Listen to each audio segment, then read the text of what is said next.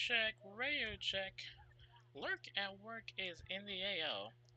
Hello everybody, welcome to the stream. Glad you can join us today for another round of Motorsport Manager. The 2028 season. Bit of a recap, we managed to score a pretty decent run in the last stream with some pretty good ends on that one. We did go through Dubai and almost got a 1-2 or a 2-3 finish at least, but Perez had some trouble towards the end because of some tire and fuel issues. But we also almost got another 2-3 in Tondela, but well, Perez once again had some trouble and she got pushed back to 4th. Nonetheless, Jurovic got some points up over there, though 4 seconds behind Gansler. Now we're heading into the Ardennes with a decent amount of points, really, both for the team and for the drivers. We currently have only 1 win so far out of 5 races, but we managed to keep Firebird away, 12 points behind us. Pretty close though, so there's a good chance we might lose that top spot again. Meanwhile, on driver standings, Jurovic is still on top with her sole win, being the only one on the scoreboard. She's currently at 25, but Gansler is stalking her with just a point away. Perez has dropped down to 3rd with 17 points to her name. And Cardenas is 13 points behind for 4th, with Carlson rounding up the top 5 with just 9 points in. We got 7 people with no scores to their name so far. Gansler having a bop with 2 wins to his name for this season, but still having trouble getting into the top. Now we have our own issues here. Ardennes is going to be wet, and our drivers aren't exactly up to speed with wets right now. At least that's what I think. Perez is also dropping in terms of points, or rather stats, because she is already on her way out. I'm pretty sure she's going to retire at the end of the season. Very, very sure she'll do that.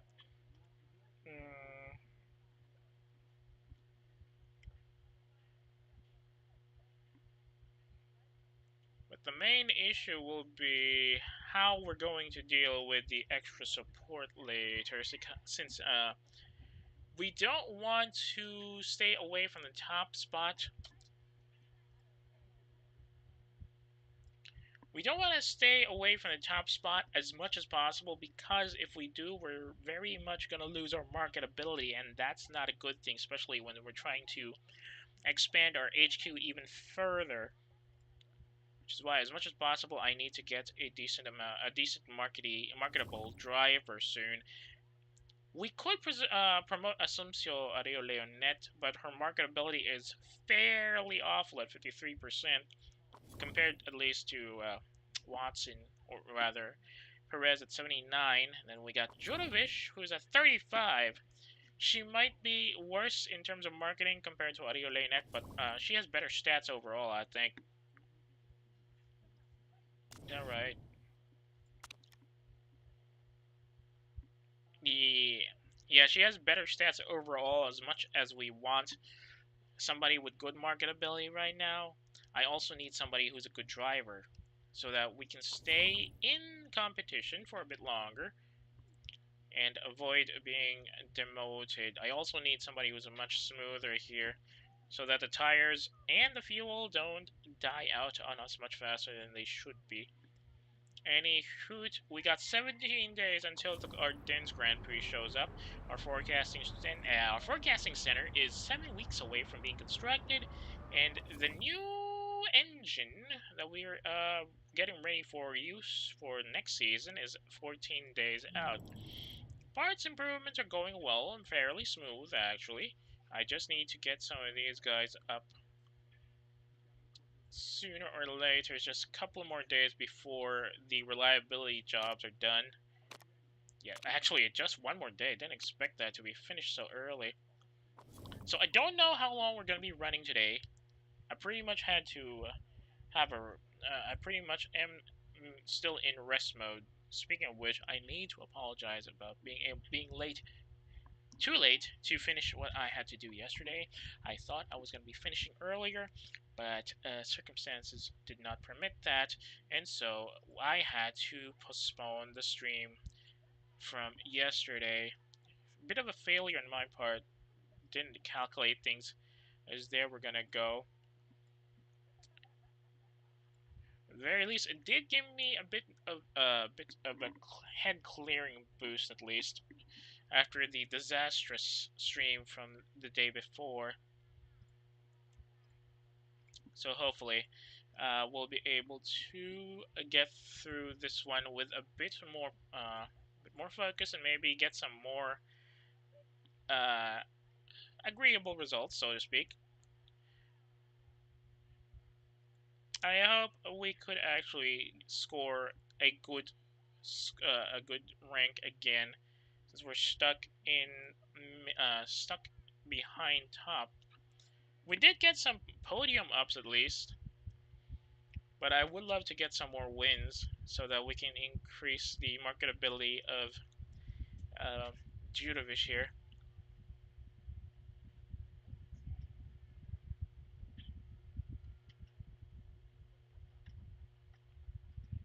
Now, the real issue here is, of course, the fact that Gansler is just 1 point away from Judovic.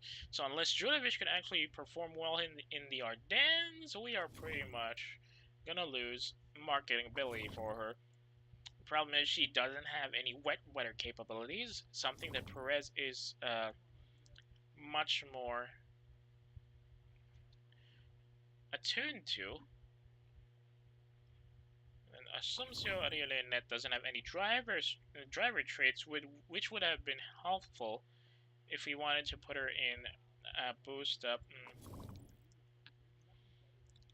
I do have some people in the scouting list that I am thinking to sign up next season. They're not exactly good stats wise, but their marketability is through the roof. Like, for example, here's Daniel Garcia, who's got 86% on his marketability, but he's got very, very awful stats all around. Like, holy crap, one braking? Come on, man.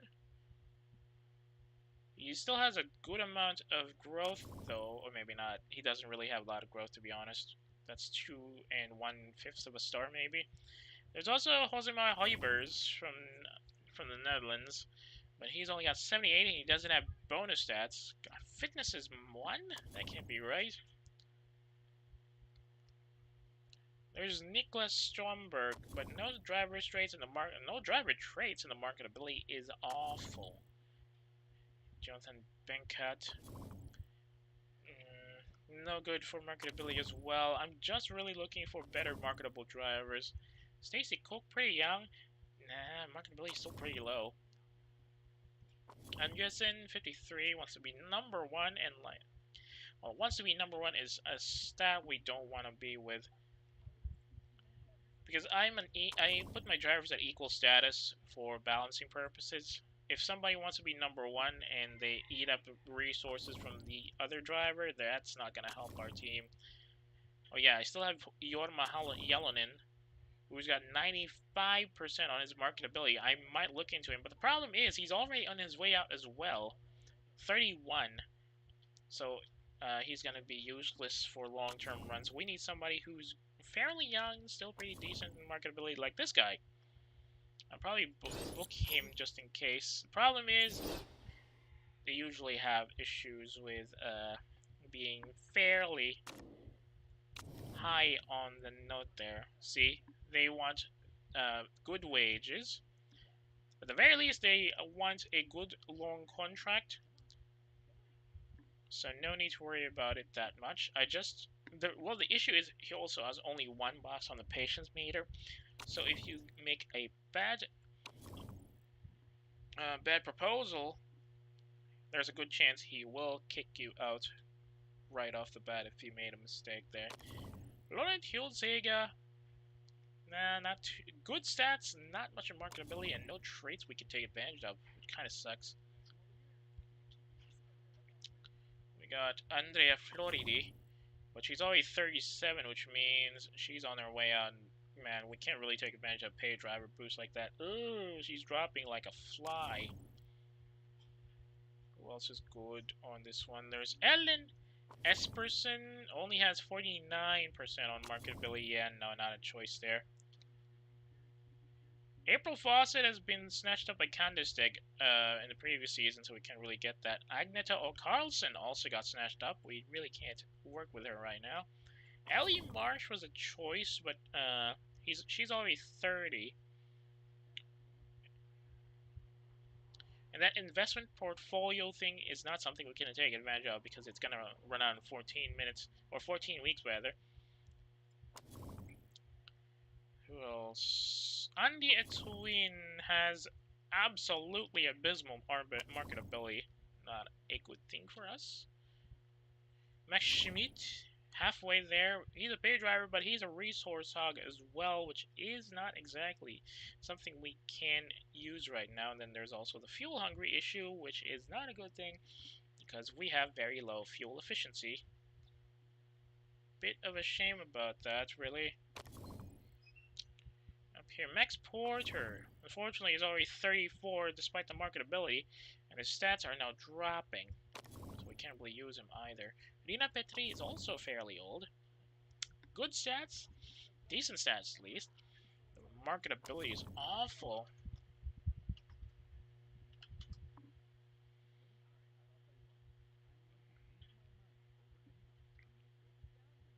Kane, we had Kane in the marks, but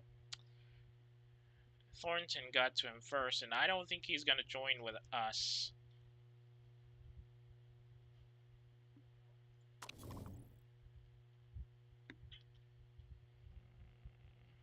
Nobody else up here that we can sign up that's decent. Anna Furvald, 22, but she's radio shy, and she's got no marketability to speak of.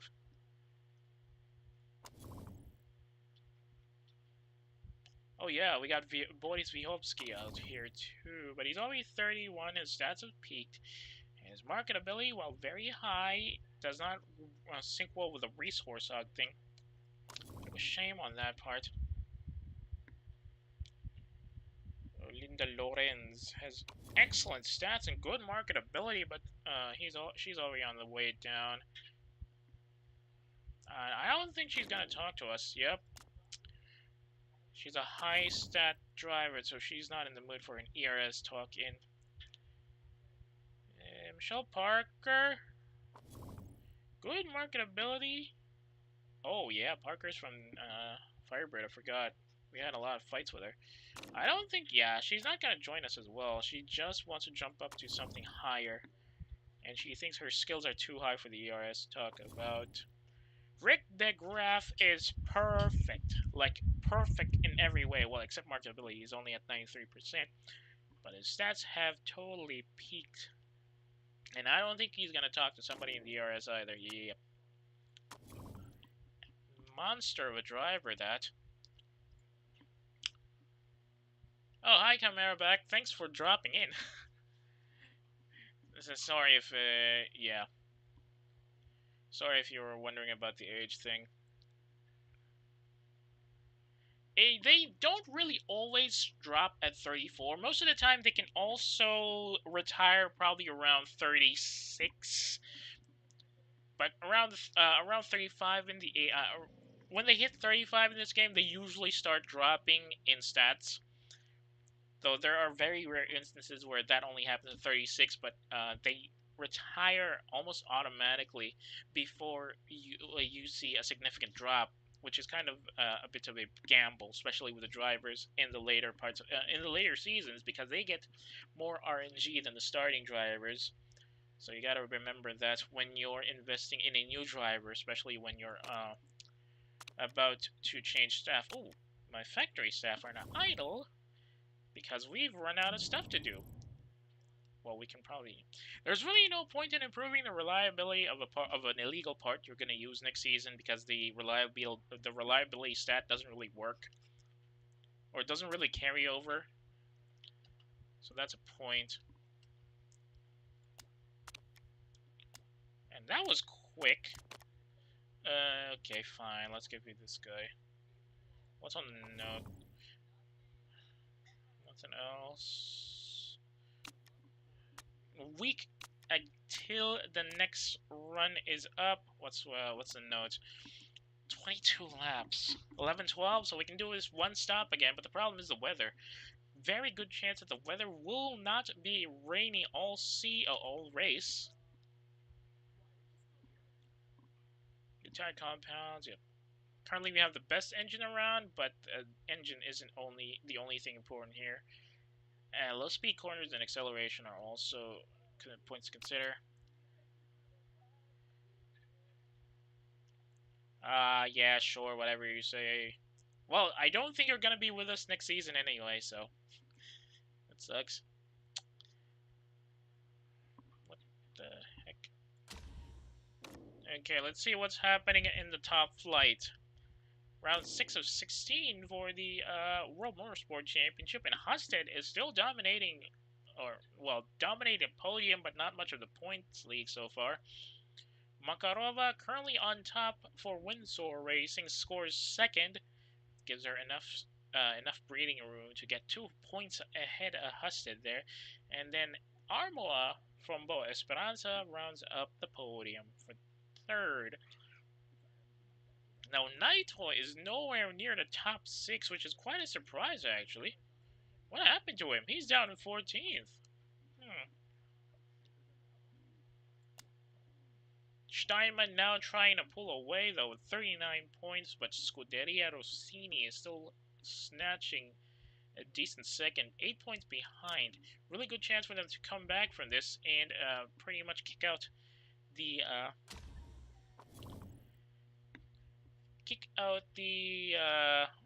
classic rivals. And the question is, can they do that with with an aging driving crew? Oh, new engines coming out. Cripes. What did he complain about the financial management? It's pretty decent. Okay, Gansler is a hot favorite again. Oh no. Apparently he's okay, it's all Gansler on the headlines today. Gansler is poised to win, but he's got trouble with his car, but it looks like some other pundit thinks that Gansler will win either way, which is kind of funny. Why are you extremely concerned, Chief? We got a decent amount of money coming in either way, come on. Okay, 19 hours. We got 3 days left again until the actual race starts. Not really much of an issue with this engine part, since this is also an illegal part we're going to use for next season. But I would really love to have this improved as soon as possible so that we don't have to worry about anything else. We'll focus on getting the reliability done first on this one, mostly just to increase Miyu Takanabe's stats. After that, we're going to get Jessica Legg as soon as possible. Not much to worry about there, hopefully. We can't really get epic engines because I have not upgraded my test track yet. Not that I have the money for it, really. I mean, I do, but I'm gonna lose a lot of money, and my income isn't stable yet for those big investments.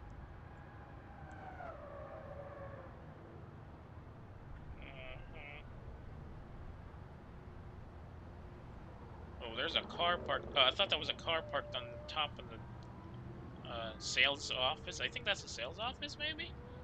Kind of looks like it. Looks like there's a... Yeah, there's a glass panel here. That's probably where the cars are parked. Okay, that's a lot of traffic on the roundabout. Whoa, what the heck happened to these trucks? Okay, stop getting distracted. Okay, just to be on the safe side, let's see what we need else. We got brakes R&D, simulator, and wind tunnel.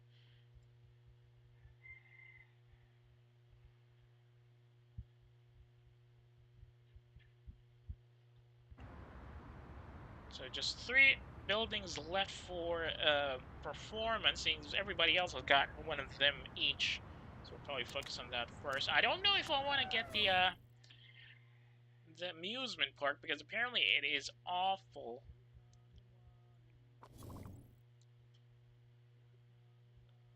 There's Nick Chu, and looks like he's trying to move away again. Looks like he's had a bit of a run throughout his career.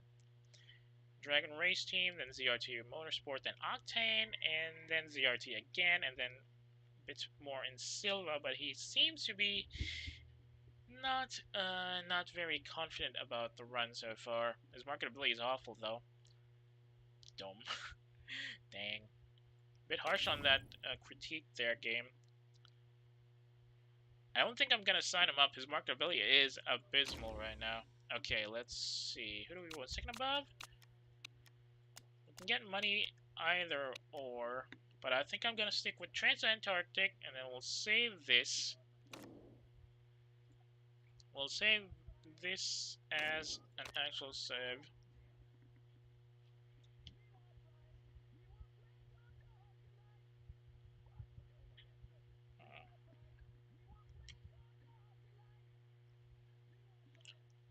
Parts seem to be okay. They're fairly confident about the engines, I think.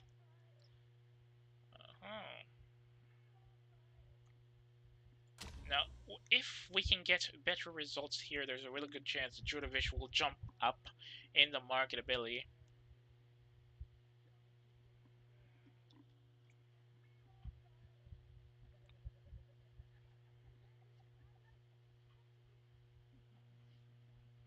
Here we go. I expected as much. It's fairly dry practice day, though it's gonna be cloudy for a bit more. It's gonna be speed. No. Make it a bit harder. Arrows. Oof.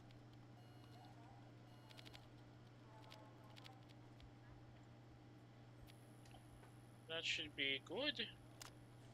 And switch to softs as is the usual. Durability over speed.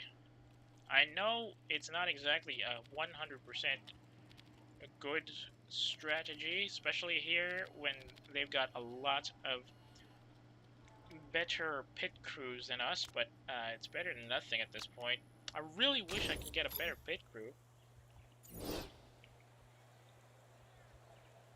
It's just that even when I get a better crewman or rather better mechanic to head the pit crew, they just don't get the decent numbers I need. Okay, let's go for one stint of 4 laps. Tire choice should be the same. Hopefully we don't run into any issues on this one. Doesn't look like it's gonna be raining for at least the next 3 minutes for the time being. Speed it up a bit, since this is just practice after all. Ariolena hitting the brakes a little too early isn't exactly a good sign if you ask me.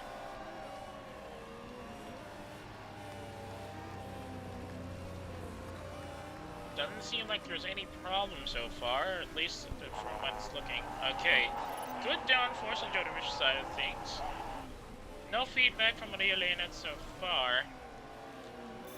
I'm very concerned. Okay, gearing seems just right here. Nice one. Everybody else is out and ready to rock. Looks like Pintani is going to get some good boosts for their time here. Just loving the handling. Ariolena is currently on top. 1 minute 34.07 seconds. Judovic has 4/10 of a second behind him. There's Pintani on top. No complaints from either of them so far, which is concerning to me because that means there's going to be a lot of changes that need to be done once they finish their stints. And there's Carlson jumping up to top, getting over Ganzer's. Ooh. Yeah, Carlson is still on top. Ariolena couldn't get past him, being 0.15 of a second behind. Judovic is dropping behind Pintani on that one. Carlson scoring a different fastest lap record this time. 5 minutes and 30 seconds left in practice. It looks like it's going to be raining after we end our stint here, so I think I'm going to send these girls in now. Should be enough for softs just in case. Then we're going for intermediates, I mean. Carlson still getting fastest lap. That's 2 consecutive fastest lap records now. And as expected, not a lot of good for that. Good, but not good enough. Definitely needs a lot of work for this.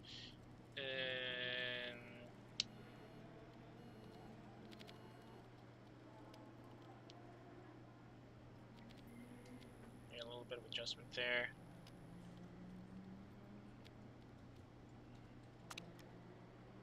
Switch to inters. Gonna last them 17 laps apparently. Jedivish only has good stats on all 3 of her key parts. That's not a good thing. Probably a bit more.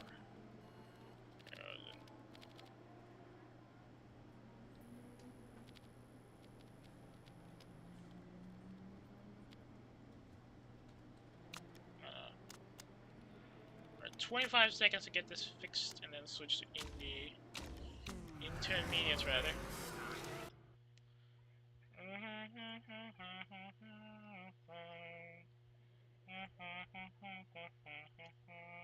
Oh cripes, where is it? No, despite the pretty bad results on those stint feedbacks, we did manage to stay in second and third, so I think that's a good sign. Oh, if only we can actually keep it rolling.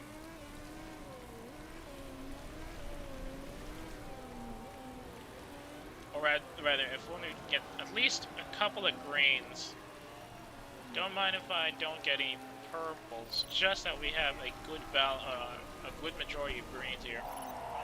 Oh, cripes. Worst downforce, seriously? Oh well. We've only got a minute left. Oh, cripes. Did I give them too much downforce? Not enough time to actually get a fix on anything, which is a problem. The handling is great, though, which is nice. 10 seconds behind, I don't think they're going to get anything out of that. So, we put too much downforce in the handling. Probably have to cut that in.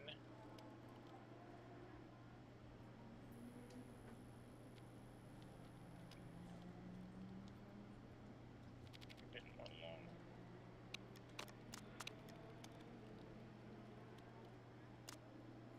Keep the interest. I don't think we're gonna get anything out of that since, yeah, it's already done.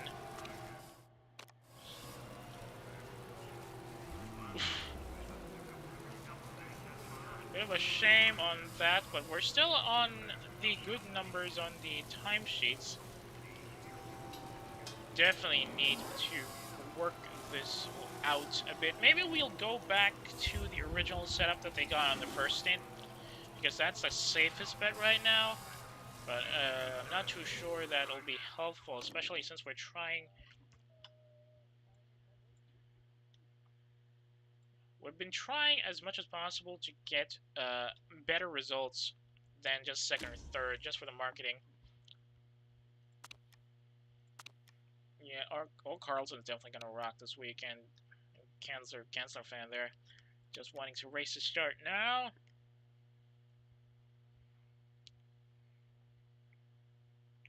It's gonna be Carlson and Gansler to watch out for. And oh no, weather as expected is not as wet as I wanted it to be at the start. It's gonna be a bit rough. And by a bit rough, I mean it's gonna be rain and it's gonna be sunny for a bit longer. So we're going for race trim and soft tires. No two words about it. The interiors won't really do much. Yeah, let's stick to the 87% setup. Although speed balance is a bit wonky with that, maybe.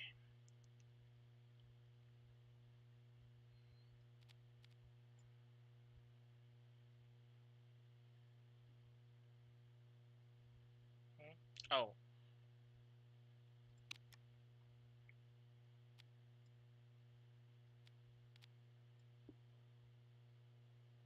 A bit softer in the handling, maybe.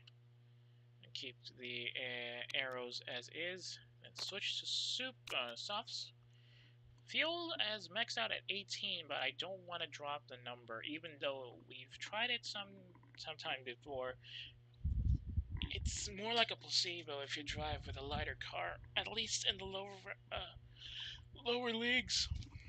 Maybe in the higher leagues we'll think about reducing the amount of fuel we carry at the start of the race, but for now I'm going to keep it at full.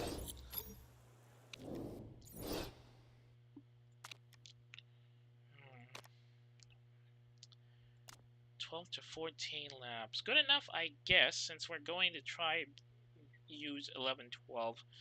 And I think we have enough fuel for that, so it's going to be just a one-stop race. Hopefully, we can keep the enemies from keep our enemies from taking advantage of that. It's just the weather that I'm really worried about right now. Since we don't have a forecasting center, we can't really predict how long this sunny disposition will be.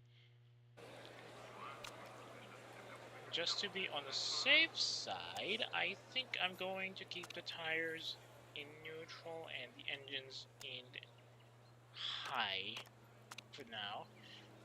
Thankfully, the ERS will help us stay on the rain, or rather save on some of the fuel tank lines, so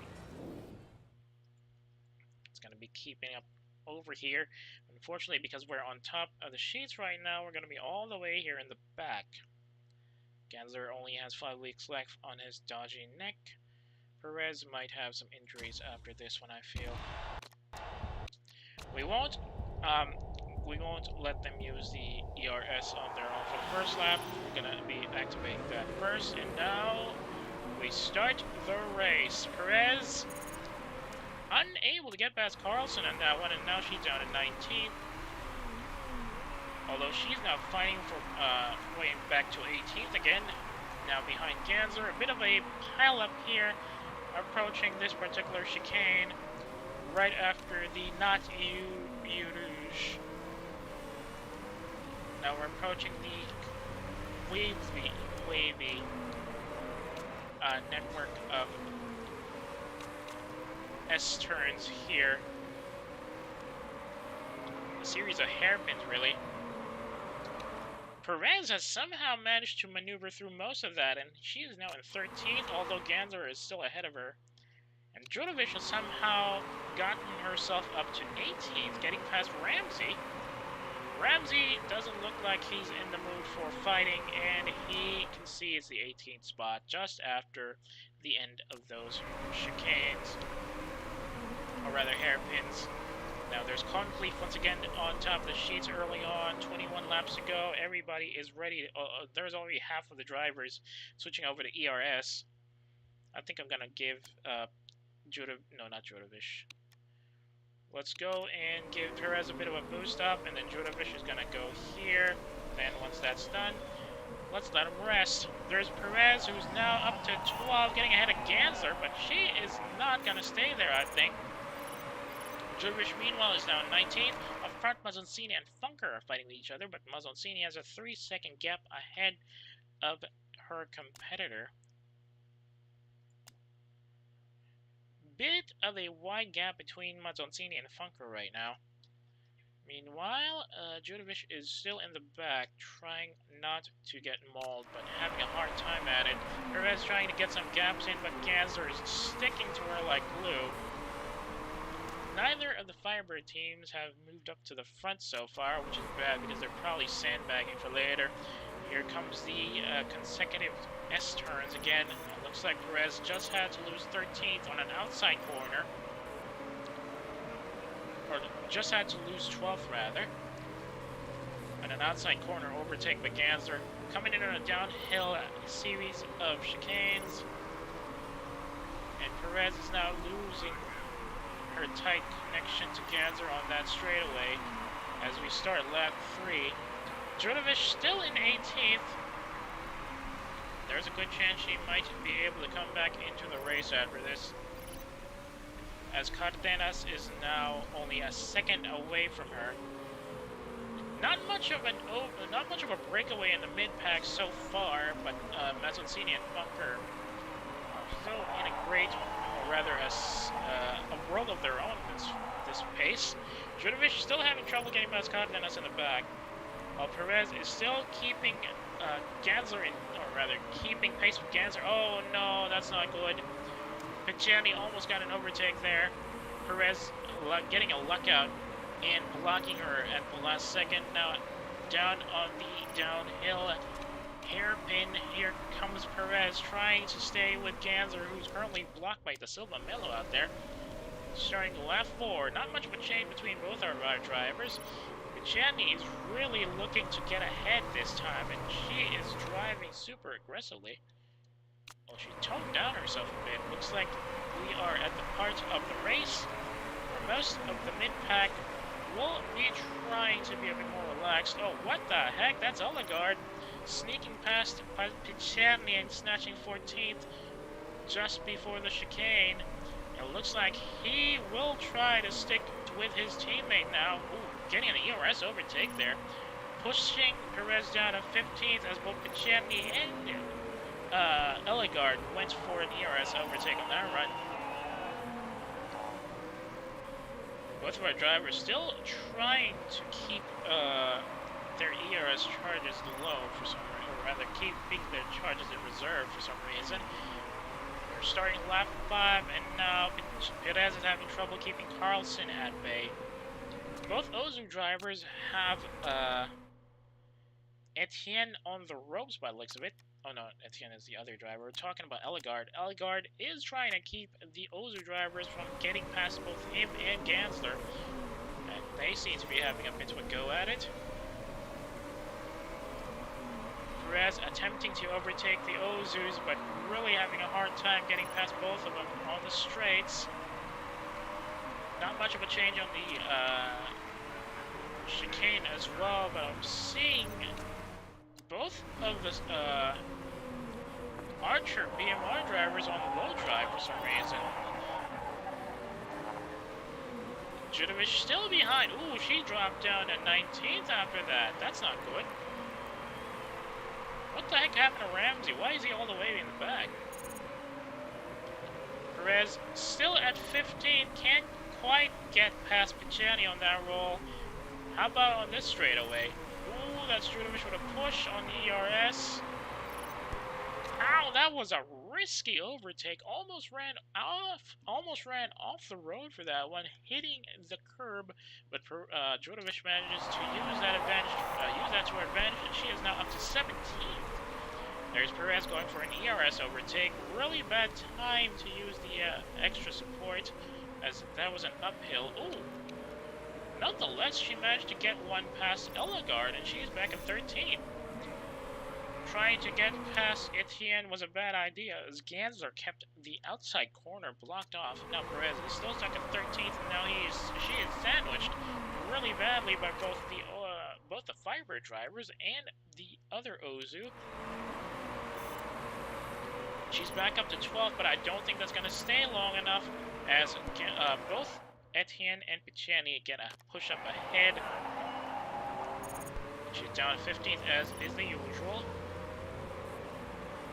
Bit of a traffic jam still, even though it's already lap 6. They should be already breaking up by now, but I think that's going to happen once we get somebody in the pit stop. Oh, good push from Cardenas out there, getting past both Carlson and Perez. Now she is 15. Still, why is Oligard on resting duties? I wonder. The tires are about to go. Maybe not. Should be still okay. We just need to calm it down a bit afterwards. But Perez is now down to 58% on her tires. And, ooh, bit of an exchange between teammates there. Judovic is now at 16th. Now, Judovic is having trouble getting past Cardenas. Ooh. Somehow getting something away from that hairpin. But now Perez is having some struggles trying to keep in pace with her teammate. Judovic climbs up to 14th, getting ahead of Picciani. Going on a downhill hairpin, not quite getting there by using the ERS to take advantage of the situation. Trying to get past Oligard now. And a quick push-up towards the end of that corner lets her get past both Etienne and Oligard. She's now in 12th place. At the start of lap 8, I don't see anybody going for a pit stop just yet, but it might change in a couple. We're starting to see some rain here just at the right time, too. Question is, will we need to just stay in inters, or will we have to push to wets later on? Remember, we're still gonna stick to 11/12 on these speed runs, or rather the pit changes here. Very good defending from Drulovic, keeping Etienne away even as the Frenchman managed to use... Oh, that's not Etienne. Yeah, it was Etienne. Good defending from Drulovic, keeping the Frenchman away from an overtake even as he used his ERS. Now Ganser is getting protected by his teammate Ellegard, who for some reason has now overtaken both of them. A bit of a traffic jam still, not exactly a good spot. We're gonna see some raindrops here in a couple. Time to be conservative with the tires again, as things are about to get a little hot. At the start of lap 9, remember it's gonna be it's gonna be 11/12. 11/12. It's gonna be Perez and then Drulovic. Just a couple of sips with the fuel, I think. Wait, what? Oh. That's Funker, Mazzoncini, Devorani, Neto, and Chu already going for a pit change here. That puts Drulovic at 9th and Perez at 12th. Still not in the scoring line, though, as Firebird is now with 2 points in thanks to Ganser at 5th. But, we still have a good chance of staying in the runs here for at least 2 more laps for both of our drivers, as long as... the other guys don't push a little too much. Ooh, Drulovic going for an aggressive push-up on that corner there prior to the downhill chicane. At least she's rewarded, and she is now up to 8th. Maybe going into 6th? Now, De Silva Mello had some very good defense on that one. And meanwhile, Perez is having trouble getting past Carlson. That's Hornblatt going for a pit stop, and he's now going down to 16. Drulovic now up to 6th. Now, having trouble staying there because the Silva Mello is still blocking her. And it looks like Ellegard is also looking for an overtake. Very good chance that Bian will have to switch out, so is Concliffe. Glidden might still stay for one more stint before he switches out as well. Oh, she switches out as well. Now we're just waiting for Perez to get a show up. Give it a couple more runs, please. We need to get some gaps there. Perez getting overtaken by Pichani by ERS. A little bit of ERS, but it went a long way. Drulovic down to 7th rather, as Ellegard overtakes both her and Concliffe. And she goes for a switch out with Concliffe there, but now she's having trouble getting past Ellegard. Just about ready to switch out here at the start, at the end of lap 11. So we're going for a pit change. Weather seems to be decent, so I think we're going to stick to inters for now. Fuel options... Fuel is going to kill us is the problem. We need not worry about the parts since we fixed that up already. Do we want to go for fast? I think I can risk fast. Fast, rather. 10 seconds. Let's see how that goes. Meanwhile, on front end, Ganser has reached out to 2nd place and still has a decent amount of fuel, or rather tires remaining, so it can probably stick for another few steps. Glidden might be pitting out after this. Ooh! Perez finally gets past Etienne, but she will definitely lose her spot as she enters the pit lane for this one. Drulovic now trying to get past Ellegard on the slow corner before the S-curves here. Having a bit of trouble staying in that position, and looks like the Silva Mello might snatch 5th again. Just before the downhill hairpin, and the Silva Mello succeeds there. Only for Drulovic to come back swinging, trying to stay in the run, using the ERS to push ahead. At the start of lap 12, Drulovic snatches 3rd before the starting corner. Now for a pit change, we're going to switch over to inters. Weather still says it's going to be a bit middle on the rain. Though it is possible you might want to stick to softs because I think it's going to drop down a bit. If we had the weather center right now, I would be able to determine if lap 16's weather is definitely dropping in rainfall or not. Let's wait until we reach the end of the lap before that. Judovic now up a third. There's Lormore ahead of her. Ganser has a comfortable 5-second lead on both of his trailing drivers. Perez has gone down to 15th and is not exactly in a good spot right now. No, she's gone down to 17th. That's even worse. Still, she's got a decent amount of tires, and the fuel might be a good sign right now, especially with the ERS support. Judovic still in a tough spot, as she might be going down to 6 seconds behind Ganser, who's still driving, but might be switching out soon. Yes, he is. He's now down to 15% on his tires. Very bad spot for Ganser there. Switching over to inters. How's the weather looking?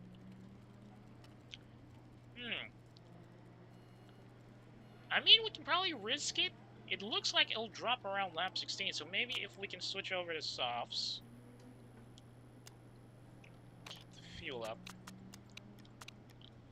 Parts condition, still okay. Pit strat, we're sticking to fast for now since most of our pit crew seem to be fairly well rested, so the chance is fairly low. Lormore might be sticking to softs for now and not pitting for this run. How's Ganser doing? Oh, we managed to close the gap with Ganser thanks to his low tire performance now because of the reds. I don't know if we want to stick with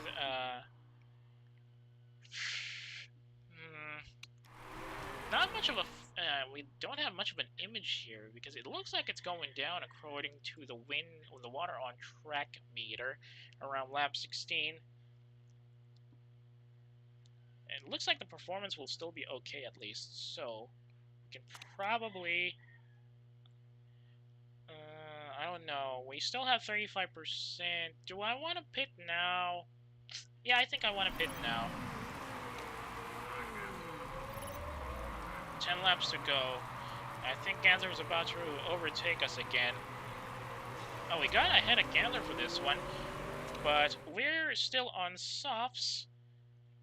Everybody else seems to be on inters or wets, I think. Where's Ganser? Ganser is also on inters. Hopefully this will not affect us much, since I'm thinking of sticking to the same dry compounds for the next few laps and not need to switch out to a dry compound soon. But it looks like Judovic might actually drop here.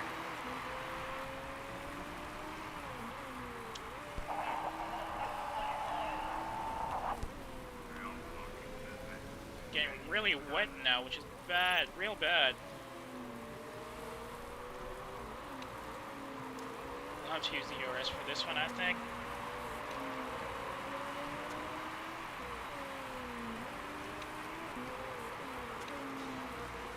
Perez now at 13th, Judovic at 16th, and still wet. 9 laps to go. Looks like the predictions were bad. Crap. Lormore's on the pit up there. Do I really want to stick to softs now? Yeah, let's stick to softs. Now Judovic is 15th, Perez is at 7th. Ganser is all the way up on the front side. And Perez is now fighting with Beyond, or no, it's Hornblood, for 6th. Question is, will they be able to roll with it? Because it looks like it's going to be wet for another few rounds.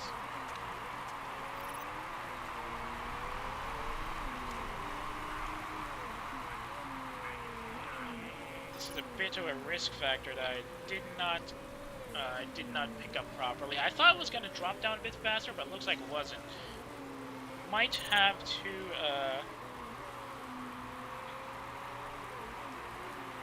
no, maybe we can keep it for this one until the end of the race at least. Perez now at 7th, Judovic 16th. If Judovic can somehow eke out a miracle and at least get to top 10, and now she's dropping like a fly. That was a mistake on my part because I thought it was going to drop down a bit further. I mean, a bit faster. Alright. Well, Jervish is a lost cause now. Meanwhile, Perez trying to get in the top 3, having a lot of difficulty with the mid-pack here. Getting blocked by Beyond on the outside corner. Nonetheless, keeping it real on her side of things. We might have to give Perez a bit of a cool down on the tires, that is. Perez still at 6th. Definitely needs a bit more power as we approach lap 16. The Wet Weather Pro doing what Wet Weather Pros do best. Still a bit of a fight over here, though. Oh, getting pushed back by Hornblad must be a really painful sight for Perez here, who's still struggling getting in the top 3. But at the very least, if we can keep both Ellegard and Ganser away from the top 6, there's a good chance we can keep our positions, though Jurovic might suffer from some marketing boosts, or marketing drops, rather. Yeah, it should have been Inters. Dang it, I thought it was going to drop faster. Meanwhile, Perez now having to contend with both Cardenas and Beyond in the line here. We might have to restart this if we don't meet the sponsor objective, I'm afraid. I need the extra money after all. Jurovic has now dropped to 20th. Really bad run on my part there. Getting boxed in by a lot of those guys is keeping Perez from getting into the top 3. Funker and Cardenas doing their level best to keep her away. Jurovic with the late game ERS. Now she's 3rd. She just needs to get past Mazzoncini, but that's a tough thing to ask, as Mazzoncini is 4 seconds ahead of her. We need to work fast here.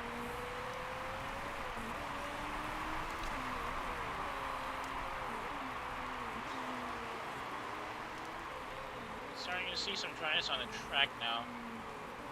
Kind of late for Jurovic though. Yeah, if I don't make the cut here, I think I'm gonna restart this run. Maybe we'll get better feedback on the parts reviews or something. 5 laps to go. Mazzoncini is only 2 seconds ahead. Can Perez keep the run going? She needs to jump past Mazzoncini if we want to get the sponsor objective. Jurovic is all the way in the back, 38 seconds behind. No chance of getting into the top 10 at the very least. Well, the good thing is we're keeping Firebird in check right now, as Ganser is still in 9th and Ellegard is in 10th. Question is, will they stay in the back there until the end of the season, or the end of the race? Because if they get into top 6, cripes, she's getting tired up. If they get through the top 6, Jurovic will lose her current top spot, and that is not a good thing. Jurovic now 40 seconds behind. We pushed her tires a little too far on the wet track. Perez still having trouble getting past Mazzoncini, who is now... Wait, what? Just a second ahead of her. She could probably catch up with Mazzoncini on this one. Just needs to use the ERS at the perfect time. Fuel is still pretty decent, parts are still pretty okay, but they're getting a little tight there with the engine getting really banged up. Mazzoncini keeping Perez away at the last second with the ERS on the approach to the consecutive S turns here. Devorani Netto, pretty good up so far. There's less water on the track. Let's see if Jurovic can at least get a higher spot at 20th. Perez now going for it. Only a couple of milliseconds behind Mazzoncini. 3 laps to go. She can probably snatch it here. No. Hit the brakes a little too early. Bit of a fight prior to the Eau Rouge. And very close. Wheel-to-wheel run on the uphill. Ah, that's not good. Devorani Netto is about to go for a pit change. What the heck? Why the late game pit change for these two? It's only 3 laps left. The heck? Well, that's a good sign for us at least, because we can take advantage of the situation from here. We just need to keep everybody else away.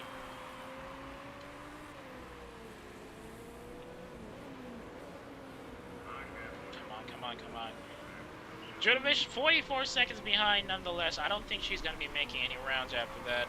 Dang. Now that's Perez on top. Could be our second win here. 2 more laps to go. We still have a decent amount of ERS there. We might have to push Perez down on the engine power, but that's beyond getting real close. 3 seconds, or almost 3 seconds behind Perez here. We need to get her out of the strike zone as much as possible. Probably keep her conserved. Engine is high. 1.5 laps of fuel remaining.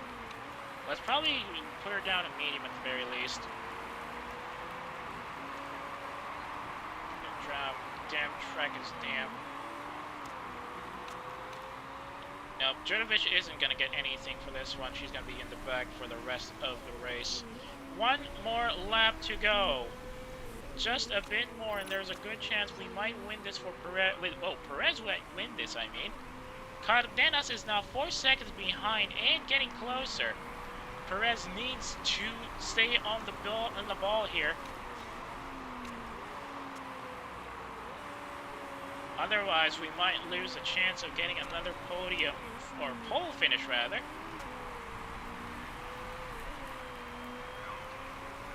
Just a bit more. She's now in the S-curves. 5 seconds ahead of Cardenas now. Judovic too far out, 39 seconds behind. I don't think she can catch up to Funker either. Now, almost at the end of these consecutive S's, coming for that downhill hairpin. And by the looks of it, Perez might be able to run away with it as we close off the Grand Prix. Unfortunately, Gansler's now on top, snatching the top of the driver's standings from Judovic, who drops down to 3rd after failing to score anything. A bit of a bad job there. She's definitely going to be angry, and justifiably so. A big mistake on my part there, because I really miscalculated how quick the roads would dry up.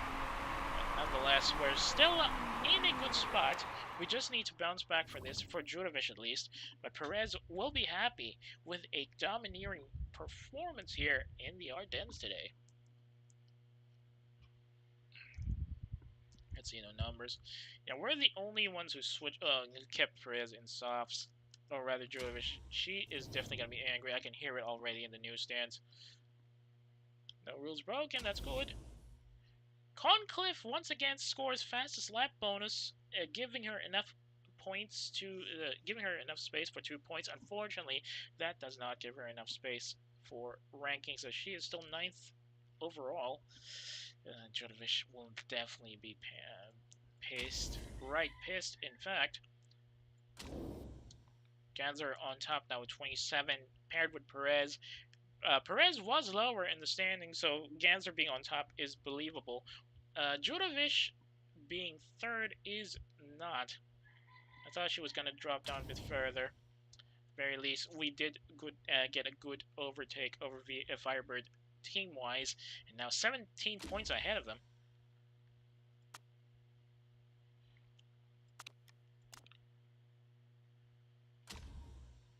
I just expect the interview will be a case of Judovic getting really angry. I'm worried about the marketing, though. Morale, not much. She usually bounces back quickly, but the marketing points are going to be awful. June happen is good. Yeah. Oh, just a 4-point drop in morale. But the relationship with the mechanic dropped a bit too. Okay, excellent. 1,444,000. Not bad.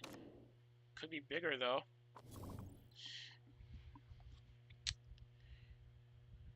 That's gonna drop Judovic's marketability. Dang it.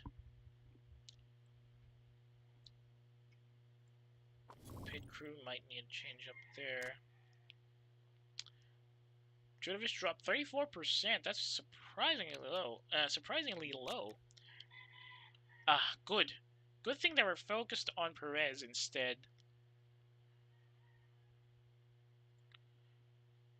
The chairman, understandably angry. But at least it's just 5 points in a drop as well.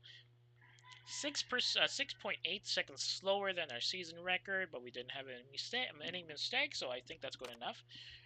Hard fought is an understatement there, pushing through most of that, especially in the wets. Who do we have on the podium? Good stats, but not on the rear jack, and also there's a boost to mistake chance.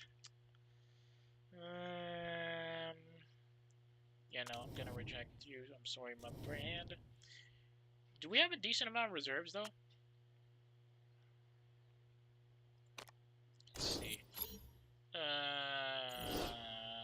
Okay, we have a couple of well-rested guys here. So that should be okay for now. Should we need to change somebody, I could throw in at least someone else here. But I think they're fairly okay stamina-wise. It's just Hosogai and Nesbit that I need to keep an eye out on, since they're below the 80 point threshold for that. Okay, leg can handle that, I think. Driver, let's see, Jodovic's marketability. Still stuck at 35. Dang it. That last performance definitely did not help. Perez will have... whoever is going to replace Perez will have a lot of work up for themselves, because they're going to be handling the boost to marketability here. Oh, no offers yet. Let's see what we got. 4 weeks. We got a month until the forecasting center arrives. Okay, let's see. Car repair is complete. Sponsors 3. We got Old George has an upfront of 700 and 300,000 fixed pay for 10 races, so that's 3 million total. Well, fixed pay 3.7 million total. Balmina has an upfront of 4 million, but that's it. And Shield has an upfront of 1.6 million. So I think, as far as that scared me. As far as marketability, or as far as long-term investments is concerned, I think I'd go with a higher star sponsor, because that also increases our overall marketability more. Even though they're going to be less as far as money is concerned, but I think it's going to be much more sustainable for the long run. I really need to get Judovic and Perez's marketing higher, though. Okay, the next race is in a month, which means we should have enough time to get the forecasting center up and ready for use. Okay, reliability work is done. Batteries to be banned! Ooh! Did I spawn? No, I didn't propose that. But that's definitely gonna help us survive longer, and looks like Jessica Legg's getting some points up in her stats. That's good, that's good.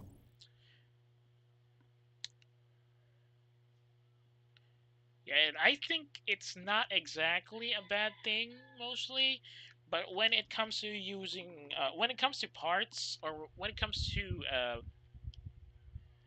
car performance capability, it kind of eats away at the performance of the drivers themselves. So I think removing the ERS, removing the ERS might be very helpful.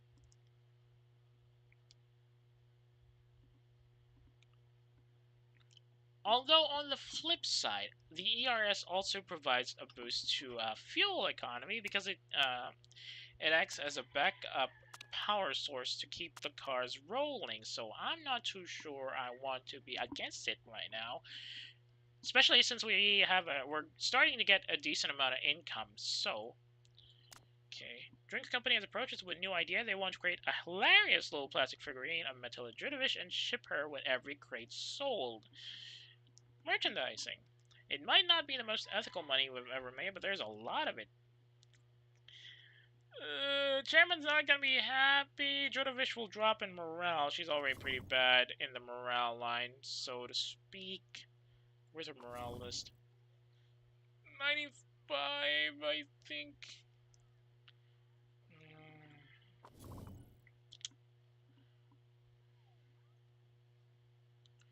And I don't want the chairman to be unhappy right now, so sorry.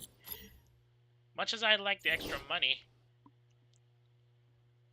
I think I'm gonna stick to this for now. Alright, here's the energy recovery vote. Factory staff idle. I don't have anything else to tell you to work on. I mean, yeah, we can go with this. And after that, there's nothing. Which is good for now, because we really don't have anything. Okay, who do we get? This rule will benefit traditional teams, which includes Firebirds, Impeli, Vexala, and ZRT. This rule will not benefit progressive teams, which include Dragon Race Team and Garuda. I'm still undecided. How much voting power do I have? I have 3. Well, most of the other teams, rather, the other leagues are also using ERS, so I think I'm just gonna abstain and use this for something else. Since we also benefit from the ERS, because our fuel economy is not exactly up there right now. Ozu and Archer abstained. That's surprising.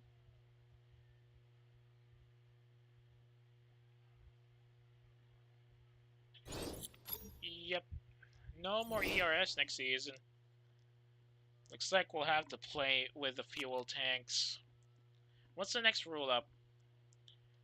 Gearboxes. Gearboxes and sequentials. No, I'm not gonna want sequential pit stops because we already have a bad pit crew. So we're gonna vote against this. I'm probably vote against this. Especially since I don't think I've...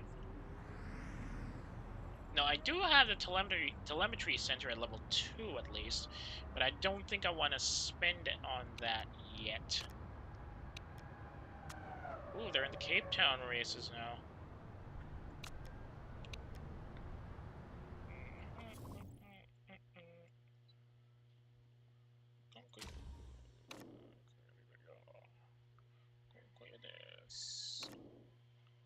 Ooh, Liao out of nowhere snatching first in Cape Town. And then there's Koivalainen still trying to show that he's still in the fight. Snatching second. And out of nowhere, Pascal Becker gets third. Not the expected people to get the podium here in Cape Town. Now, where the heck is everybody else? Naito at 12, Automo at 13, Husted at 14th. Where's the... there's Makarova at 6th. Surprising results here in Cape Town for the highest flight, or the top flight of open wheel racing here. Interesting run so far. Okay, let's go ahead to the next race, see how it goes. 10 more days. If you might be interested, if you might be wondering why there's 2 Munich races on the calendar, is because there are 2 different setups. The first one we got was layout B, which is kind of shorter and better for sprints, while Munich A, which is where we're going now, is a bit longer and has less turning, but they're much bigger, which is kind of a problem. Especially since it's going to be a longer run, so that's going to be a problem for fuel. So it's going to be acceleration, deceleration, medium speed, corners. According to the news, there's no report yet. Dude! Oh, the race is still in 10 days. That's good.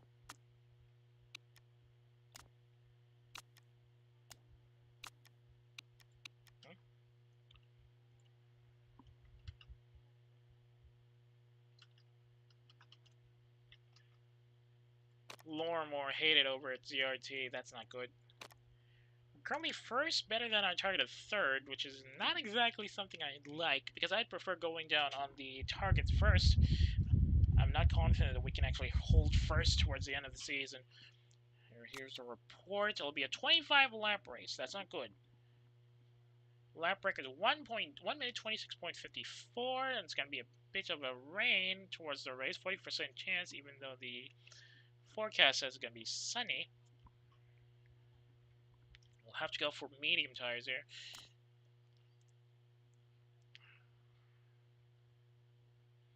Well, at least they're happy at the design center, since we're currently at level 3.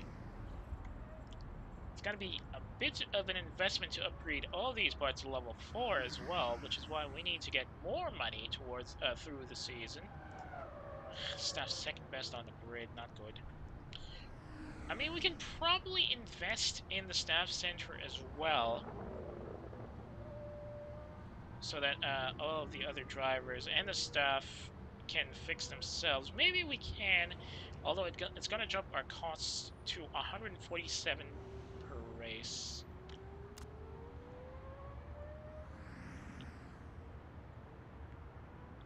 And I think I want to invest in parts as well, but maybe later.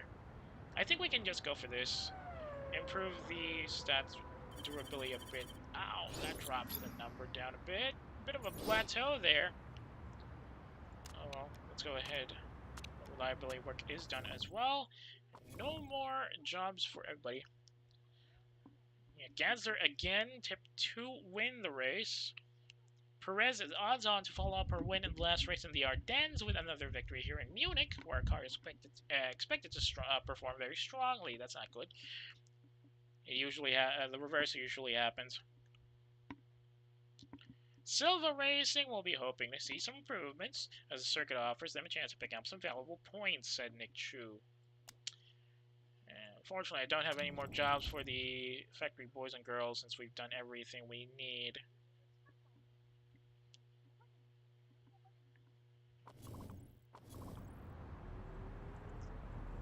How much more do we have to go? It's a lot of extra races in the calendar. 1, 2, 3, 4, 5, 6. I think I'm gonna stick with my current setup so far. Oh, Vixal is already ahead of us though.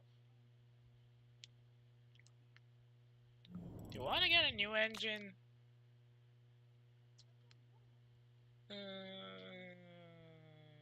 Nah, let's stick to our current lineup.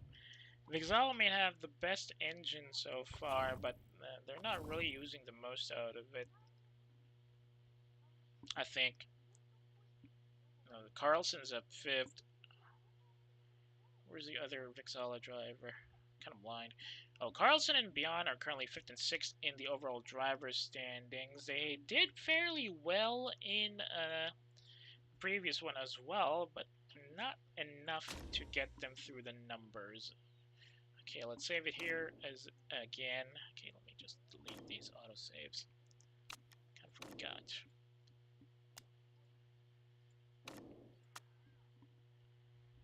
Alright, so it's going to be a longer run, 25 laps.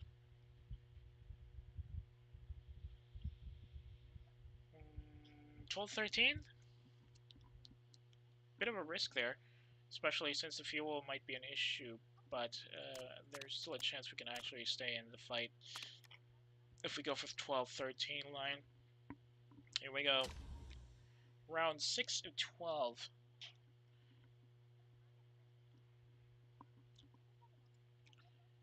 Munich long, the long arm of Munich over here. More like long nose. Instead of going through the forest, which is quicker but a bit more on the corners, we're going for a long hairpin before heading back to the home corners, which is a bit of a rough patch. Rio Leonard almost up to the top for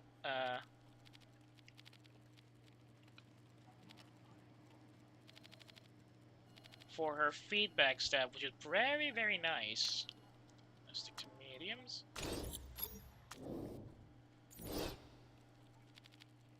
Oh.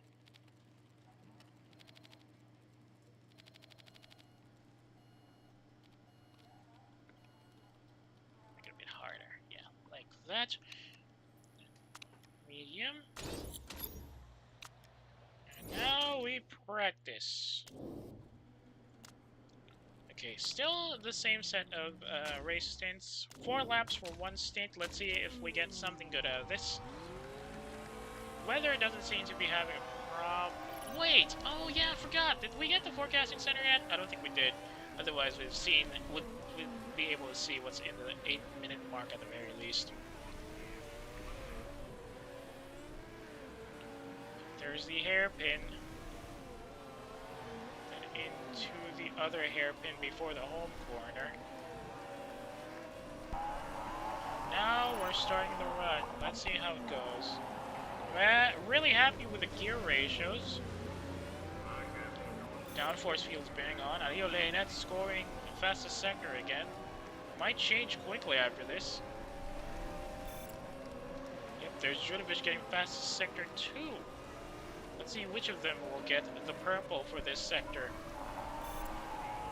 Ah, that's Judovic with 2 sectors in purple. It looks like everybody else is getting better at the time as well. Carlson and Etienne with some purple. Beyond not quite getting there. Carlson possibly going to get another fastest lap bonus. Yep, there she is. Gansler getting ahead of both of our drivers. Halfway through the practice run. I think I could probably call him in for a bit. Yeah, we figured something was wrong with the handling. Ariolena getting a bit more out of the corners compared to Judovic with that one. Ooh, excellent speed balance, but the handling is awful. Ariolena still needs some work on downforce and speed, though.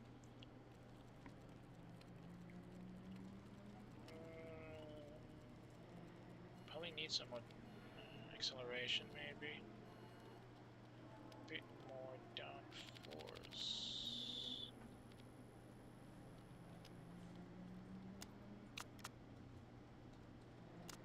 Okay, let's see if this changes anything. We're gonna keep the same tires.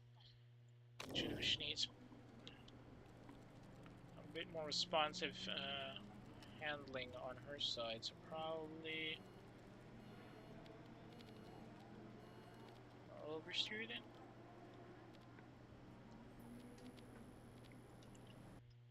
Wait, hang on.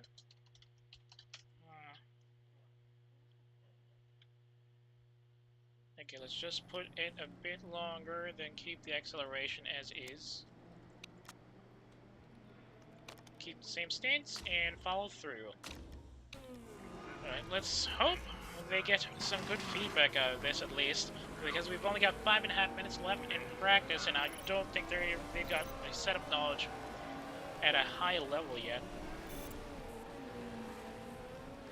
So many pine trees in this area of town, really. It's so clustered close to the road, so it's kind of hard to see how the drivers are going without having to change the angle. Are you kidding me? The handling was worse? Oh well. 3.5 minutes left for practice. Let's see if Judovic can catch up to this again, because that was awful.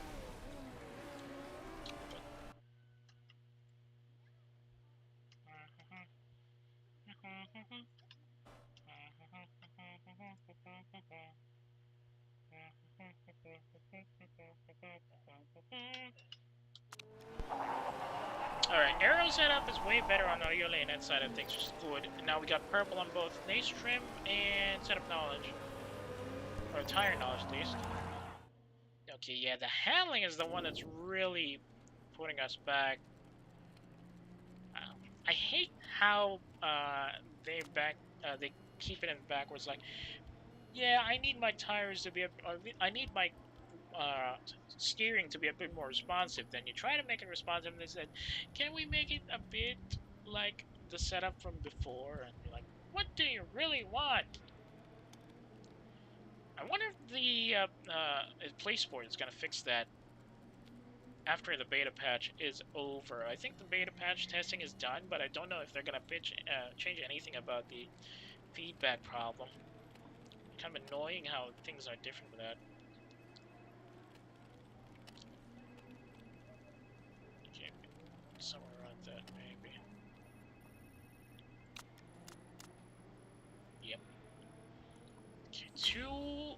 minutes left. Leolena going on her next stint. 2 minutes left in practice. Wait, what? Is everything okay on the stream out over there? Okay, it's manageable on the simul stream at least. I kind of forgot to check that. I'm currently worried that my current setup isn't exactly up to snuff to even stream this, even though it's not super intensive as an application, but it seems to be doing so decently so far, so I think that's fine.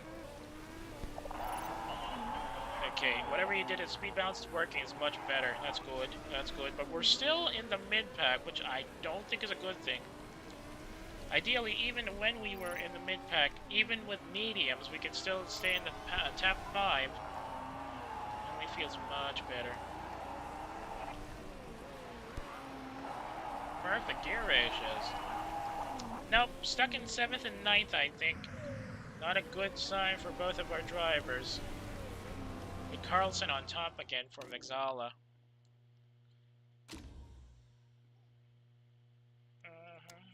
Yeah, definitely disappointed. Way behind any of the top 3. So far, it's still cloudy. We're still expecting rain, but I'm not too sure when it'll come out. So I gotta be on the lookout for that. Let's just hope I don't overcorrect on that because of weather.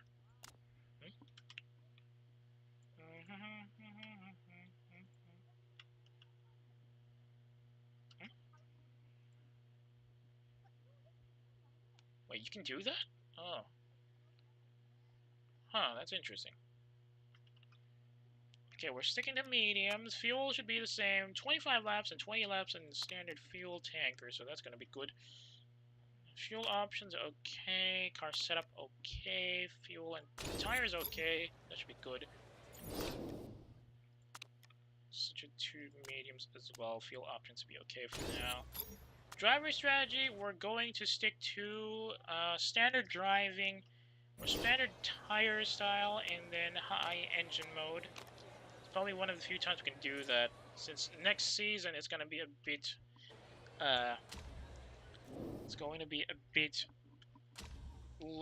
more fuel intensive with the batteries being taken out. Anyway, lights are out and away we go. Dronovic sticking in 18th. Perez now drops to 20th after Gansler gets ahead of her. A bit of a tight squeeze on the opening hairpin. Not much to say here besides the fact that it's a traffic jam going into the forest area. Ozu seems to be having a bit of a push-up go. Bunker and Howe trying as much as possible to get as far away from everybody else they can. If Dronovic drops down to 19th, Gansler getting ahead of her just before the home hairpin, or rather, just before the hairpin prior to the home turn. Get ready to push the ERS button once we hit the straightaway here.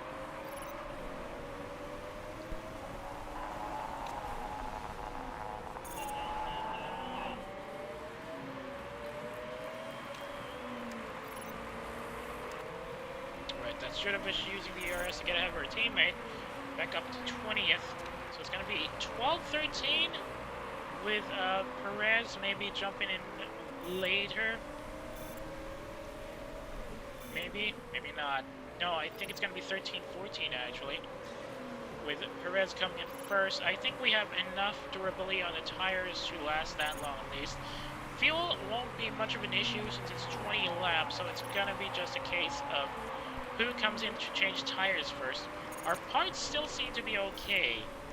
That's going to be nice. Oh, Gansler using his ERS to get a jump up, but there's not much of an energy to store in there. And Dronovic keeps him away. Now it's Elagard keeping Dronovic from 17th blocking her effectively on that hairpin. Up front, Funker and Mazzoncini pushing their tires a little too far. They're now both down a fourth of their tire wear. Ganser having a comfortable lead over Perez on the back there. That's Elegard and Picciani having a bit of fight. Ganser getting a snatch up on the hairpin bridge. And now both of our drivers are in the back again. And they're really pushing it this early, which is not a good thing mostly. They're going to eat their engines much more faster than we are. Starting in lap 4, not much of a change. Both of our drivers are in the back. The Ozers and the Firebirds are fighting against each other. I'm seeing some blues now. Dana slowing down for some reason. Must have eaten her engines a little too much. And that's Perez using the ERS to get one over her teammate. Judovic having none of it. Using her own ERS to stay close and maybe snatch an overtake here on this hairpin. Double bridge hairpin is a good overtake spot for late breakers. Just a bit of a risky factor. Perez couldn't quite get past Ganser on the approach of that hairpin, but managed to get through thanks to Picciani providing too much of an opening. Now we're starting to lap 5 with Perez keeping Ganser at bay. Judovic pushing a little too quick. Almost got that Picciani, but she'll have to settle for 18th. Up front, Funker and Lormore still fighting for first, with Lormore just 4 seconds, or 4/10 of a second behind. Judovic really getting aggressive, trying to get through. Just can't get past the traffic, however. Ganser is sipping in with his ERS from time to time. Now he's back in 18th rather.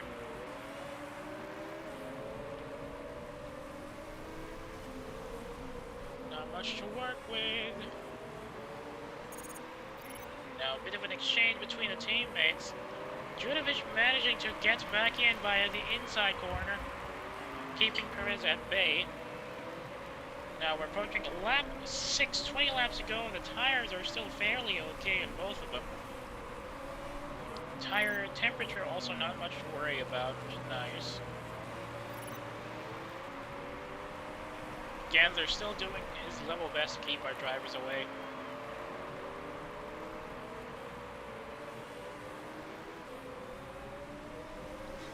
How's the weather looking? Still dry, it seems. Gonna be bone dry at least until lap 12. Meanwhile, that's Perez and Judovic using their ERS to get past Ganser, but Ganser, using his reserves, manages to get past both of them again. Looks like it's just the top drivers here in the back trying to fight against each other.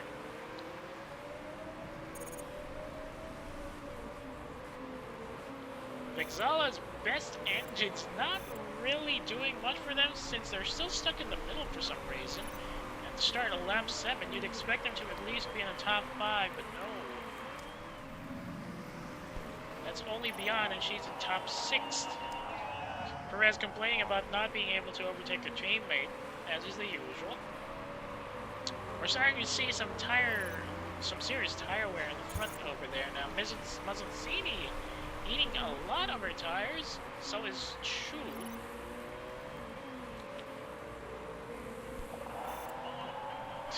Now it's Judovic's turn to complain about her teammate being in the way. Approaching the last hairpin before the home corner, and it seems like they're just fighting against each other in the back there.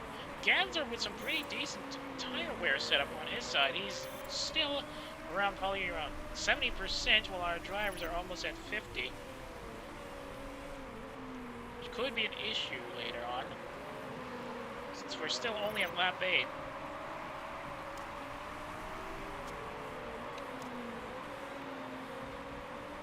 This is Judovic and Perez fighting against each other out here. Chu now down to 3/4 of the way through his tires. Funker also pretty low. It's Lormore and Howe up front now. Devorani Neto also pretty low. A lot of tire wear in this map, mostly because of the long run and lots of track grip, which of course could eat through the tires pretty quickly. 17 laps to go. They're using their ERS to try and get past Ganser again, but not really succeeding much. Oh, Funkerchu, Devananeta, and Mazzoncini have already gone for a pit change. Let's see if we can stay in it for a bit longer. Still a decent amount of fuel, but it's the tires I'm worried about. Since we're going for 13 and 14, but it seems like the tires might not last that long. Let's try and conserve them for a bit then. See how that goes. It's tight. We need to also keep an eye on tire temperature, otherwise we might have to worry about eating through the tires like butter. Okay, let's keep it at neutral. Hornblack, Pijami, and Elegard went for some ERS assisted straights out here before the home corner. Starting 16 laps, Ganser is now saving up his fuel. And that gives Judovic an opening to get past him, but Hornblatt is in the way, and Judovic can't get past Hornblatt either. Perez still stuck in the back of Ganser's car there, unable to overtake the veteran American.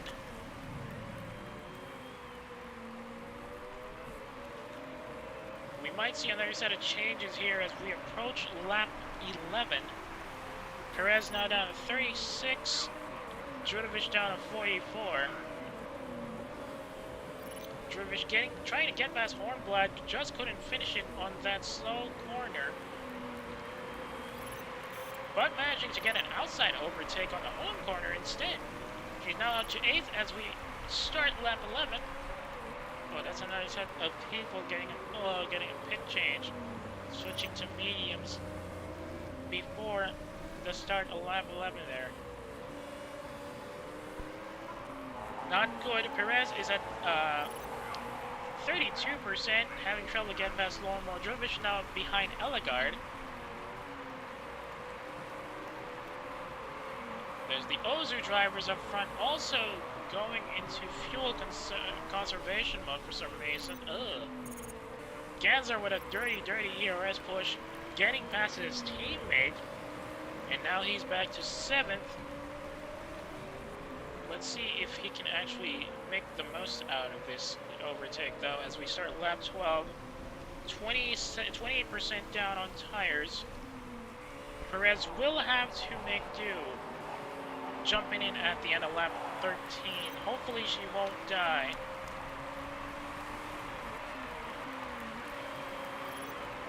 Hopefully she can stay in there for another run. Judovic trying to get past Ganser now. A bit of a slow overtake, but not exactly succeeding. Getting past him in the chicane at least. Let's see if she can actually stay away now. A bit of a push up thanks to the extra push mode on the engines. Ganser has gone back to neutral driving. Maybe he's had enough of the there's not enough there. Alright, we're getting Perez up to a pit change here for mediums. Fuel should be enough. 13 seconds, however. Pit strategy, is it safe? I think it's safe to go for fast, although 30%, yeah, no, let's stick to balanced. It's gonna be a 13-second one there. Da Silva Melo has some parts issues on top of her tire wear problems. Looks like that's not gonna be good. She'll be stuck in the pit lane for a while. How's the weather looking? Still fairly dry towards the halfway mark of the race. Judovic now down to 28% on her tires. Temperature still seems to be okay.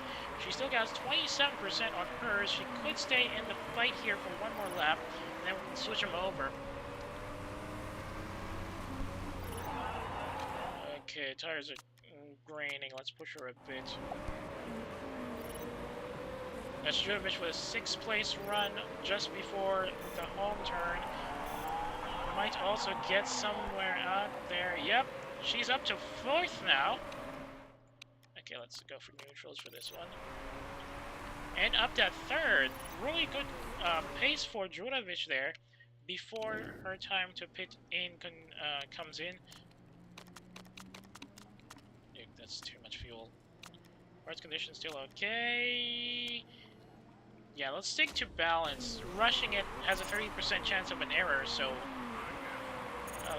I'd rather stay on the same lane. Okay, that's good enough for now. Jurovic will have to concede third, as Carlson and Etienne still has a decent amount of tires on them. Carlson trying her level best to push up with the ERS. Etienne also trying to push up. That's Elegard also looking for a pit change. How about Gansler? Gansler's still okay. Perez now will have to fight her way back up to the top. She is 17th in piling. That's Jurovic entering the pit lane. What? Uh-oh, that's not good. That's not gonna be a good sign for Vexala, who just got their engines fixed up. Looks like Beyond crashed into the barrier in the hairpin prior to the home corner.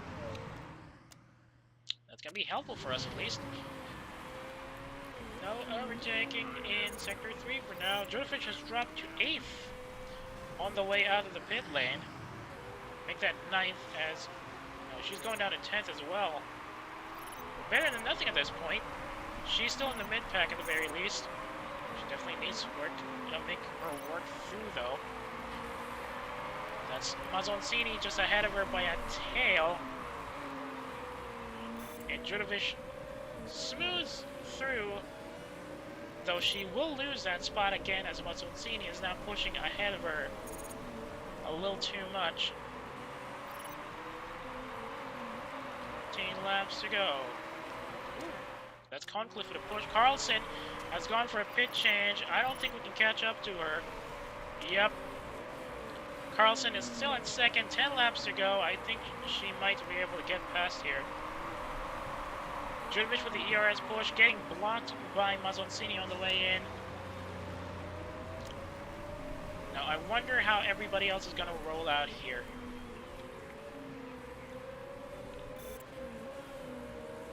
Oof. Outside overtake, a bit of a risk for Jurovic there, but she managed to get past Mazzoncini nonetheless.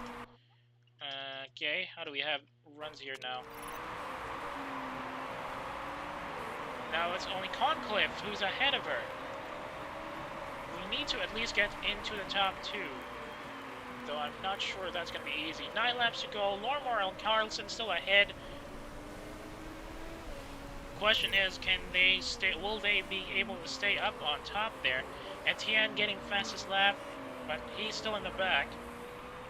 Jurovic still having trouble getting past Concliffe and getting into the top 10. Perez still stuck in 14th behind 2 Dragon Race Team drivers. We might see some changes in a couple of laps as we're starting to see some serious tire wear from a couple of the early switchers.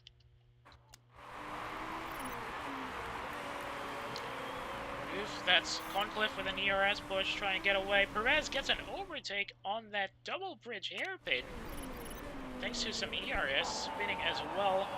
And now it's the teammate against a teammate again before the start of lap 8. It pushes up a bit more.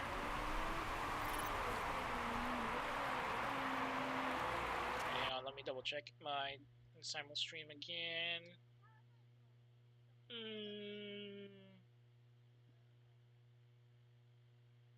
Yeah, no, there's still a bit of a dropout there.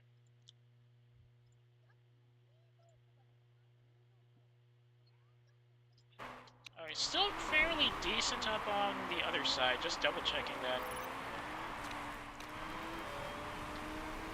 Jurovic getting personal best on sector 1 there, 30.2 seconds. Funker and Devonani Neto seriously have some serious tire issues so far. Hitting a bit too early, it looks like. 7 laps to go. Lormore is at almost at 20%. Carlson still has a decent amount of tires, but that might change before the last 3 laps. We'll have to see. Ellegard and Ganza are still in top 6. Also a decent amount of tires on their end. Perez has eaten through her tires like butter. That's not a good sign.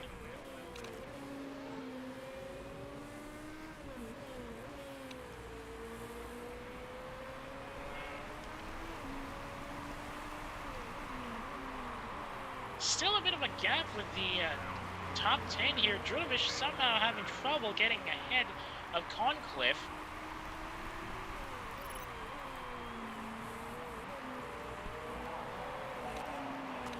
Conserve those tires for a bit. Oh, there's Drulovic with an ERS push getting past Concliffe finally, just before the start of lap 20. 6 laps to go. That's a couple of drivers in the pit lane now. Drulovic is in the top 7. I don't think we'll be able to get anywhere near the top here.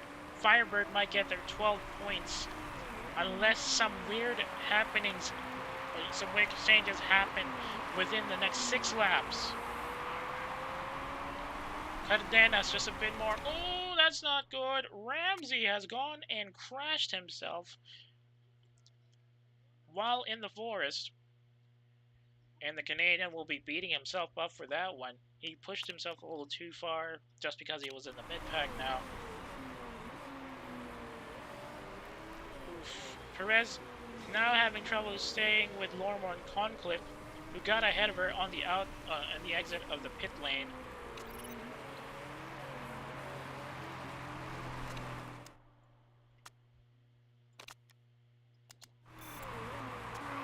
Concliffe gets overtaken just before lap 5, or lap 21 rather. 5 laps to go. I'm not confident we'll be able to get the sponsor objective for this one.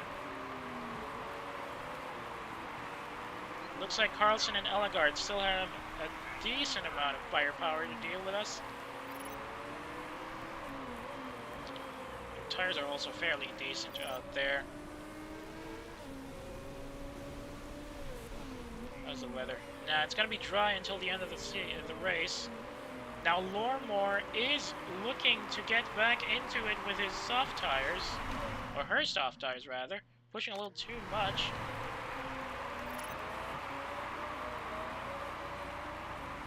Drulovic having a hard time keeping Lormor away. Ooh, she's gonna lose 8th place here. She doesn't. Yep, she kind of lost 8th place again, or 7th place rather.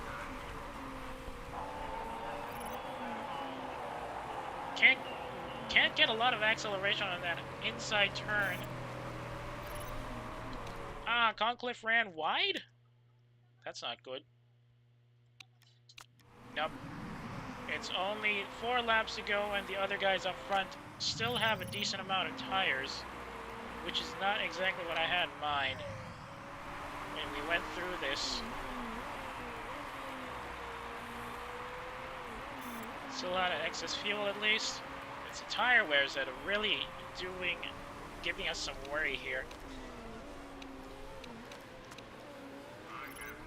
We might get some points in at the very least, if those guys up front start changing before the end of the race, but I'm not really confident that's going to happen. Drulovic still out here and stuck, unable to do much against Cardenas. Not able to overtake on that corner. Neither of our drivers are in the the points tag yet, and it's only 2 laps to go.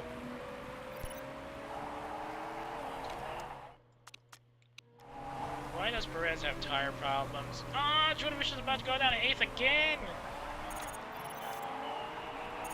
Not good, not good.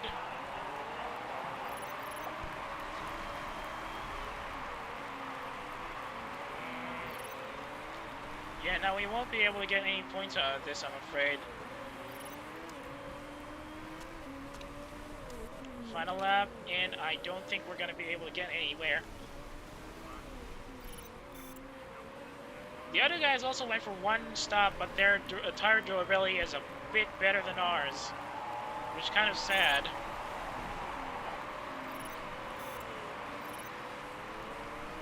Yeah, no, we're not gonna be able to do anything here.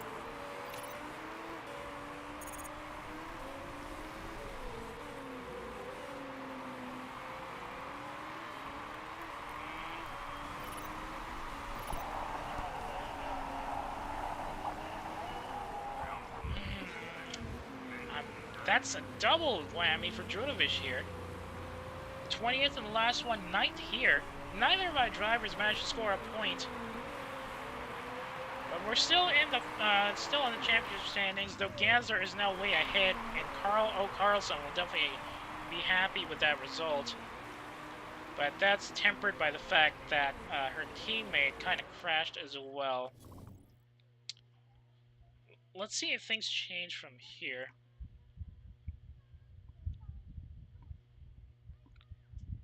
Or if they change really badly, because if the morale went down even further... Wait, what was it change again?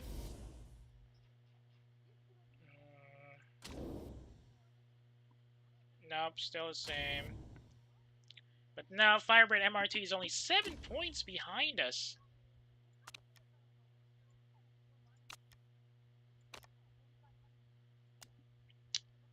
Definitely still need a lot of work. I'm worried about Judovic's morale, though, as well as her marketing, because that's 2 bad results, one after the other. And the chairman will definitely not be happy. I think our marketability will take a hit as well. Overall marketability will take a hit as well.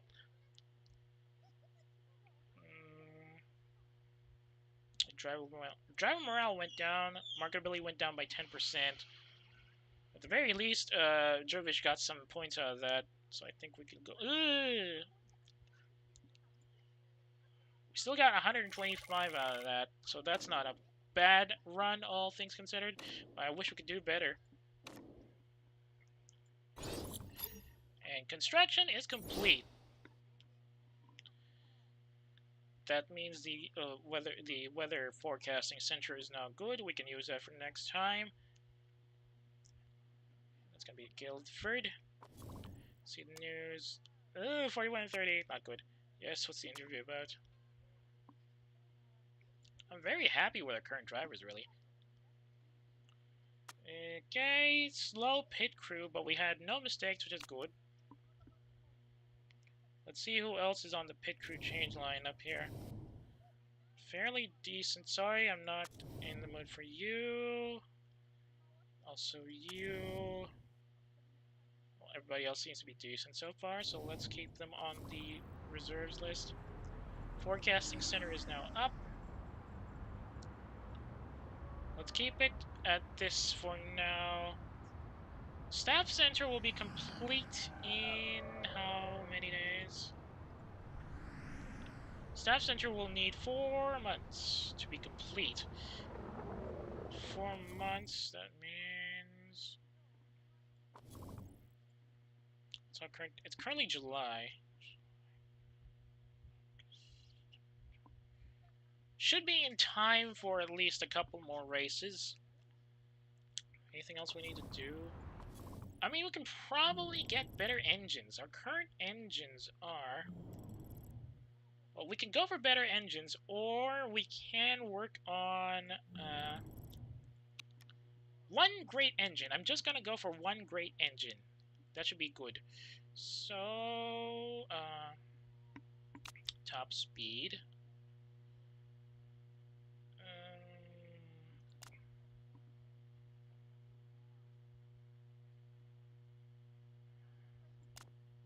2 days after race. Load time minus 1 day. No, let's not make another engine. We need to save up the money for next season, so I'm gonna stick to my current setup. They're fairly decent, all things considered. And we have a really great build-up for this one, anyway. 780 and 815.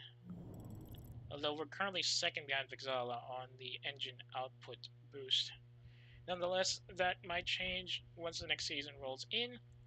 Oh, sponsor. Yeah, we're missing a couple of sponsors. Okay. Let's move on a bit.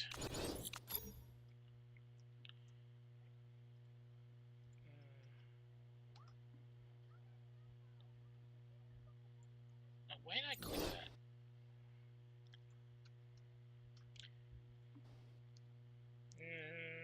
No sponsors yet. Oh wait, we got finish repairing both cars. Let's see what we got.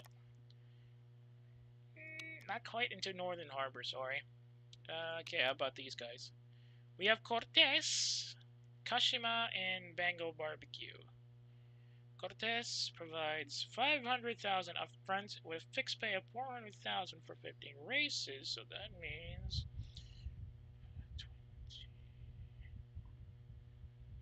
so $6 million, I think. Is it?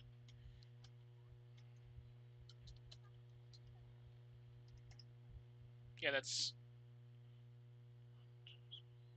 $6 million total with an upfront of 500,000, so that's 6.5 overall.